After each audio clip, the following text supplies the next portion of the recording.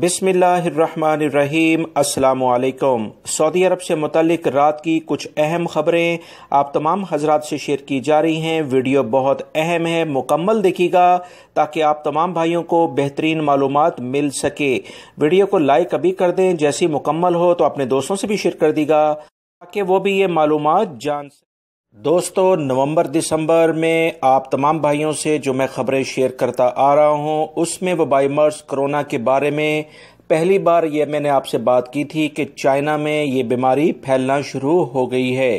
Doctors کو سمجھ میں نہیں آ رہا کہ مریضوں کو کیا ہو جاتا ہے، اچانک اس کے بعد ان کی حالت بگڑتی ہے، سانس آنا انہیں بند ہوتا ہے اور اس کے بعد وہ انتقال کر جاتے ہیں۔ چائنا میں کچھ یہ صورتحال پھیلتے پھیلتے آج پوری دنیا میں کیا صورتحال ہے آپ لوگ اچھے طریقے سے جانتے ہیں۔ اپنی ڈیلی رپورٹ جو وبائی مرض کرونا سے متعلق میں شیئر کرتا ہوں، اس میں نے آپ کو بتایا تھا آج کہ رشیا یعنی روس کی جانب سے یہ خبر سامنے آئی ہے کہ انہوں نے اس وبائی مرض کرونا کی دوا تیار کر لی ہے۔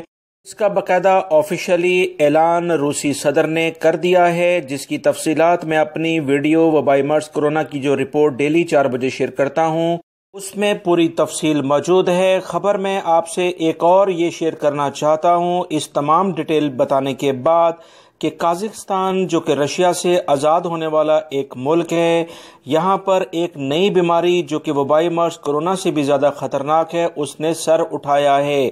32,000 سے زائد کیسز ابھی تک پچھلے ایک مہینے میں آ چکے ہیں۔ 29 جون سے لے کر آج کی تاریخ تک 451 افراد انتقال بھی کر گئے ہیں، یعنی اس دنیا سے رخصت ہو گئے ہیں۔ 300 کے قریب روزانہ مریض سامنے آ رہے ہیں۔ وبائی مرض کرونا سے زیادہ خطرناک ایک نئی بیماری قازقستان میں پھیل رہی ہے۔ جیسے چائنا میں شروعات وبائی مرض کرونا کی ہوئی تھی، قازقستان میں 300 سے زائد وبائی مرض میں مبتلا اس نئی بیماری کے مریض سامنے آ رہے ہیں، جو کہ کافی تشویش کی بات ہے۔ ڈاکٹرز کو یہ پتہ نہیں چل رہا کہ یہ کیا ہو رہا ہے اور اس بیماری کی وجوہات کیا ہیں اور اس کا علاج کیسے کرنا ہے۔ تازہ ترین اطلاعات کے مطابق قازقستان میں 1,772 انتقال ابھی تک لوگ اس سے کر چکے ہیں۔ یہ انتقال کرنے والے افراد کی تعداد پچھلے 6 مہینے میں ریکارڈ کی گئی ہے۔ پچھلے ایک مہینے میں 500 سے زائد افراد اس سے انتقال کر چکے ہیں۔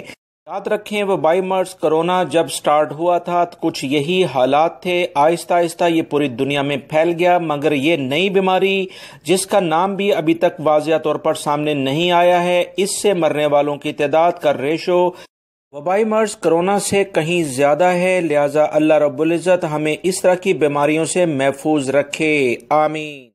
دوستو، آپ تمام حضرات مختلف سوالات پوچھ رہے ہیں کہ انٹرنیشنل پروازوں کے بارے میں کوئی نئی خبر آئی ہو تو بتائیں، عمرہ کب کھلے گا اس کے بارے میں بتائیں۔ یاد رکھیں یہ دونوں بہت اہم خبریں ہیں جس کے لیے سعودی حکومت کے اعلامیے کا انتظار کیا جا رہا ہے۔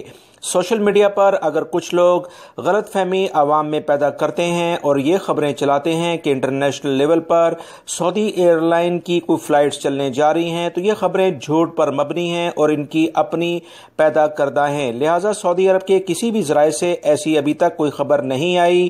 آج روڑ سکتی ہے کیونکہ وبائی مرض کرونا کافی حد تک کنٹرول ہو رہا ہے اور کافی زیادہ امید ہے کہ انشاءاللہ کوئی خبر آئے گی۔ باوثوق ذرائع سے جب کوئی خبر آتی ہے تو دوستو آپ سے شیئر کی جاتی ہے، کیونکہ میری کوشش ہوتی ہے کہ آپ لوگوں کے لیے آسانی کے معاملات پیدا کیے جائیں، نہ کہ مزید مشکلات میں آپ کو جھوٹی امیدیں دلا کر اس میں اضافہ کیا جائے۔ لہٰذا صحیح خبریں جاننے کے لیے میرے چینل کو دیکھتے رہیں۔ انشاءاللہ جیسے ہی کوئی اچھی خبر آئے گی آپ سے فوراً شیئر کر دی جائے گی، جیسے اس سے پہلے میں کرتا آ رہا ہوں۔ البہا کے علاقے سے خبر آئی ہے کہ ایک گاڑی انتہائی گہرے کھائی میں جا گری۔ گاڑی کی جب تلاشی لی گئی تو اس میں کوئی بھی شخص موجود نہیں تھا۔